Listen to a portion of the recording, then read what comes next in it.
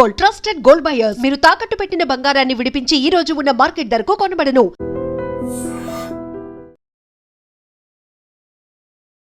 బంగాళాఖాతంలో ఊహించని పరిణామం ఈ రోజు పొద్దున జరిగింది. పొద్దున్నే సముద్రంలో ఒక అలజడి క్రియేట్ అయింది. ఉదయం 7:26 సముద్ర గర్భంలో భూకంపం సంభవించింది. ఇది రెక్టర్ స్కేల్ పై 4.2 తీవ్రతగా నమోదైంది. అయితే 35 కిలోమీటర్ల లోతులో సంభవించినటువంటి ఈ భూకంపంతో ప్రస్తుతం అయితే ఎలాంటి ముప్పు లేదు అండ్ ఆస్తి గాని ప్రాణ నష్టం జరగలేదు. కానీ తీవ్రత పెరిగితే ఇబ్బందులు ఎదురయ్యే అవకాశం ఉందని స్పష్టంగా మనకైతే అర్థమవుతోంది. గత నవంబర్ 21న హిందూ మహాసముద్రంలోనూ ఇలాంటి భూకంపమే సంభవించింది. అప్పట్లో ఆ భూకంప తీవ్రత 4.3గా నమోదైంది. అప్పట్లో డెప్త్ కేవలం 10 కిలోమీటర్లుగా ఉంది. కానీ ఉత్తరాది రాష్ట్రాల్లో భూకంపం అటు సోమవారం సాయంత్రం హర్యానాలోని కొన్ని ప్రాంతాల్లో సంభవించింది. అండ్ కొన్ని ప్రాంతాల్లో అయితే రెక్టర్ స్కేల్ పై ఇది 3.2గా నమోదైంది. రాత్రి 9:22 ప్రాంతంలో సోనీపట్ ప్రాంతంలో కూడా 5 కిలోమీటర్ల లోతులో ఈ కేంద్రాన్ని అయితే గుర్తించడం జరిగింది. సో నేపాల్లోనూ ఆదివారం స్వల్ప భూకంపం కూడా ఏర్పడింది. సుదూర్ పశ్చిమ ప్రావిన్స్లోని బజాంగ్ జిల్లాలో కూడా భూమి కంపించింది. అది రెక్టర్ స్కేల్ పై 4.4గా తీవ్రత నమోదైంది. ఇక దక్షిణాసియాలోని ఇటీవల వరుస భూకంపాలు, దక్షిణాసియాలోని గత కొంతకాలంగా వరుసగా భూకంపాలు సంభవిస్తూనే ఉన్నాయి. తాజాగా అయితే తజకిస్తాన్లో 75 కిలోమీటర్ల లోతులో 3 తీవ్రతతోని భూకంపం సంభవించింది. ఈ భూకంపంపై నేషనల్ సెంటర్ ఫర్ సెస్మాలజీ కీలక ప్రకటన జారీ చేసింది. అదేంటి అంటే ఇదే ప్రాంతంలో నవంబర్ 26న 90 కిలోమీటర్ల లోతులో 4.2 తీవ్రతతోని భూకంపం సంభవించింది. డిసెంబర్ 1న మరో 2 భూకంపాలు నమోదయ్యాయి. సో సోమవారం తెల్లవారుజామున టిబెట్లోనూ భూకంపం సంభవించింది. 50 కిలోమీటర్ల లోతులో 3.3 తీవ్రతతోని ఈ భూకంపాలైతే వచ్చినట్టుగా ప్రకటించిన సిచ్యువేషన్. ప్రపంచంలో పలు దేశాలను అల్లాడించినటువంటి ఈ భూకంపాలు త్వరలోనే భారత్పై విరుచుకుపడే ప్రమాదం ఉంది అన్నట్టుగా హెచ్చరికలు జారీ అవుతున్నాయి. దేశంలో ఏకంగా మన దేశంలో ఏకంగా 61% ప్రాంతం సాధారణం నుంచి ప్రమాదకర భూకంప రిస్క్ పరిధిలోకి చేరడమే ఇందుకు కారణంగా చెప్తున్నారు. కేంద్ర ప్రభుత్వానికి చెందినటువంటి బ్యూరో ఆఫ్ ఇండియా స్టాండర్డ్స్ కొత్తగా సవరించినటువంటి ఈ భూకంప డిజైన్ కోడ్ ఈ ప్రమాదకర విషయాన్ని వెల్లడిస్తోంది. అంతేకాదు పొంచి ఉన్నటువంటి భూకంప ప్రమాద తీవ్రతను కూడా తెలియజెప్పే ప్రయత్నం కూడా జరుగుతోంది. అత్యంత ఎక్కువ రిస్క్ జోన్ కేటగిరీని కూడా ఇందులో చేర్చింది. మొత్తంగా అయితే హిమాలయ ప్రాంతాలన్నిటినీ కూడా జోన్ 6గా పేర్కొన్న ఈ కేటగిరీలోకే చేర్చడం మరింత ఆందోళన కలిగిస్తోంది. ఇప్పుడు ఏం మారింది అండ్ హిమాలయాలు గతంలో 4-5 జోన్ల పరిధిలో ఉండేవి. ఆ ప్రాంతం అంతా కూడా నిజానికి ఒకే టెక్టానిక్ పలకపై ఉన్నటువంటి భూకంప రిస్క్ తీవ్రతతో తేడా ఆధారంగా అప్పట్లో అలా విభజన చేశారు. ఇప్పుడు కేవలం 5 విభజనలు మొన్నటి వరకు ఉండేవి, ఇప్పుడు 6 విభజనలుగా చేశారు. ఈ క్రమంలోనే భూలోతుల్లోని పొడవాటి ప్రాంతాల్లో ఈ భూకంపం ముప్పు ఉన్నట్టుగా చెప్తూ ఉన్నారు. అండ్ ముఖ్యంగా మధ్య హిమాలయ ప్రాంతాల్లో అత్యధిక భూకంప రిస్క్ ఉన్నటువంటి పలు భాగాలు ఈ తప్పిదం వల్ల సాధారణ రిస్క్గా పరిగణ పొందు వచ్చాయి.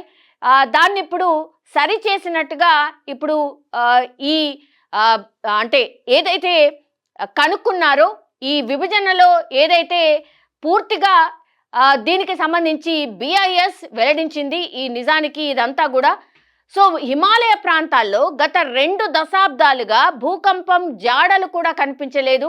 అంత మాత్రాన అక్కడ అంతా సజావుగా ఉన్నట్టు అనలేము అన్నటువంటి మాట కూడా ఇందులో పేర్కొన్నటువంటి సిచ్యువేషన్. ఎందుకు ఇలా డేంజర్ జోన్లోకి హిమాలయాలు వచ్చాయి? ప్రపంచంలోనే అత్యంత చురుగ్గా ఢీకొట్టే టెక్టానిక్ పలకల సరిహద్దులపై ఉన్నాయి కాబట్టే, మరోలా చెప్పాలంటే ఎప్పుడైనా బద్దలయ్యే అవకాశం ఉన్నటువంటి మందు పాత్రపై ఉన్నాయి హిమాలయాలు అన్నటువంటి మాట చెప్తున్నారు. ఇండియన్ టెక్టానిక్ ప్లేట్ నిరంతరం ఈ ప్లేట్లు జనరల్లీ కదులుతూ ఉంటాయి. కాబట్టి దీని ఫలితంగానే కనీసం 5 సెంటీమీటర్ల మేరకు అందులోకి చొరబడుతూ వెళ్తోంది. సో 2 ప్లేట్లు ఢీకొంటున్న కారణంగానే అక్కడ భూ ఉపరితలం పైకి పెరుగుతూ వస్తోంది. హిమాలయాలు ఆవిర్భావానికి మూల కారణంగా ఉన్నటువంటి ఇదే ప్రాంతంలో ఎవరెస్ట్తో పాటు ప్రపంచంలో కల్లా పలు పర్వత శిఖరాలు హిమాలయాల్లోనే ఉండేందుకు ఇదే కారణమని కూడా చెప్తున్నారు. కనుక అవి చల్లగా కనిపించేది కేవలం పైకి మాత్రమే. ఈ టెక్టానిక్ ఒత్తిడి మూలంగా హిమాలయ గర్భం అంతా నిత్యం అలజడిగా ఉంటూ వస్తోంది. టెక్టానిక్ పలకల పరస్పర తాకిడి ఈ భూకేంద్రంపై విపరీతమైన ఒత్తిడికి కారణమవుతోంది. ఆ ఒత్తిడి ఎప్పుడో ఓసారి హఠాత్తుగా విడుదలవుతూ ఉంటుంది. అది కాస్త అత్యంత శక్తివంతమైన భూకంపాల రూపంలో పైకి ఎగదన్నుకొస్తోంది. ఇది చాలదన్నట్టుగా భూమి మీద అత్యంత అస్థిరమైన పర్వత ప్రాంతం హిమాలయాలే అన్నటువంటి మాట చెప్తున్నారు. వయసు పరంగా చూసుకున్నా కూడా పర్వతాల కంటే చిన్నవి కూడా ఉన్నాయి. దాంతో హిమాలయాల్లోని రాళ్ళు తదితర నిత్యం అటు ఇటు కదులుతూనే ఉంటూ ఉంటాయి. కాబట్టి అందుకే ఇక్కడ భూకంపం సంభవిస్తే అది అత్యంత ప్రాణాంతకమే అవుతుంది. అంతా అక్కడే ఉంది. మెయిన్ బౌండరీ కావచ్చు, మెయిన్ సెంట్రల్ కావచ్చు, మెయిన్ ఫ్రంటల్ కావచ్చు, ఇలా భూకంప కేంద్రంలోని ప్రధాన ఫాల్ట్ సిస్టమ్స్ అంటే భారీ రంధ్రాలని చెప్పుకోవచ్చు దీన్ని. సో అతి పెద్దవి కూడా ఈ హిమాలయం మీదనే ఉన్నాయి. అంతేగాక పలు భూకంప విరామ ప్రాంతాలు అంటే కొన్ని శతాబ్దాలుగా అసలు భూకంపమే రానటువంటి ప్రాంతాలు ఏవైతే ఉన్నాయో హిమాలయాల్లోనే ఎక్కువగా ఉన్నట్టు కూడా సైంటిస్టులు చెప్తున్నటువంటి మాట.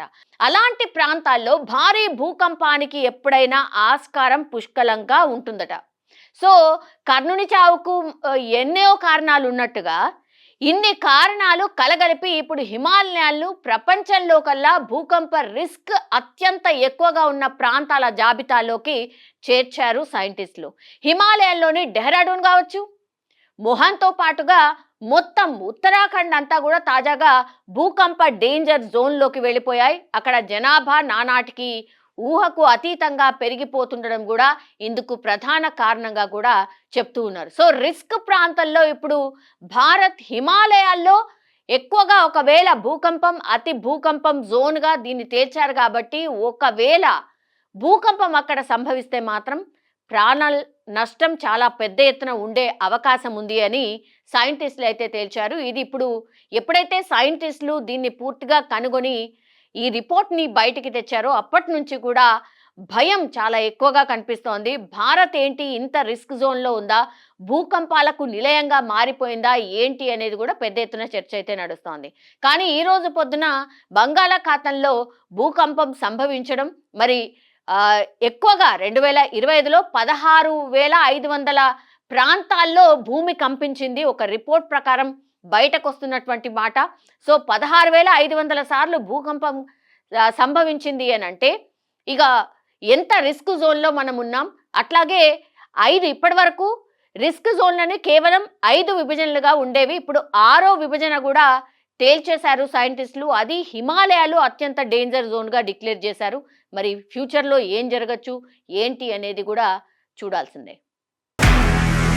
నిజంగా ప్రస్తుతం ఉన్నటువంటి సమాజం దేనికి ప్రయారిటీ ఇస్తుంది? ఆర్థిక సంబంధాల చుట్టూ మాత్రమే తిరుగుతుంది. మళ్ళీ ఎన్నికలంగానే చాలా విరక్తి కలుగుతున్నాం. మంచి అనిపిస్తుంది కదా, లేడీస్ కూడా ఛాలెంజింగ్ జాబ్స్ చేసినప్పుడు చాలా బాగుంటది. ట్రాఫిక్ అసిస్టెంట్స్ గా నియమించిన ట్రాన్స్జెండర్స్ అందరితో సాల్యూట్ చేయించుకుంటున్నారు. ఫుడ్ డెలివరీ ఇవ్వటానికి వెళ్ళినటువంటి డెలివరీ బాయ్ అనిల్ పై కళ్ళ ముందు